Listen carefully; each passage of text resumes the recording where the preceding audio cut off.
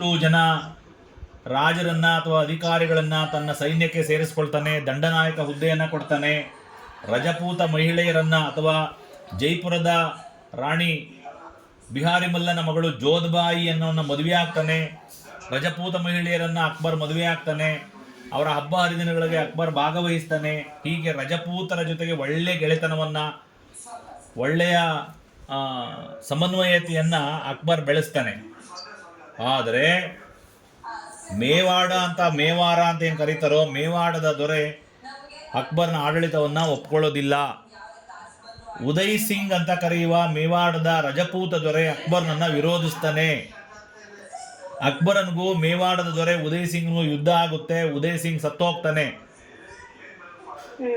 ಉದಯ್ ಸಿಂಗ್ ಸತ್ ಮೇಲೆ ತನ್ನ ತಂದೆಯ ಸಾವಿಗೆ ಪ್ರತೀಕಾರವನ್ನ ತೀರಿಸಿಕೊಳ್ಳೋದಕ್ಕೆ ಅವನ ಮಗ, ಭಾರತ ಕಂಡ ಕೆಚ್ಚೆದೆಯ ರಜಪೂತ ದೊರೆ ರಾಣಾ ಪ್ರತಾಪ ಸಿಂಹ ಅನ್ನೋನು ಅಕ್ಬರನ ಮೇಲೆ ಯುದ್ಧಕ್ಕೆ ಬರ್ತಾನೆ.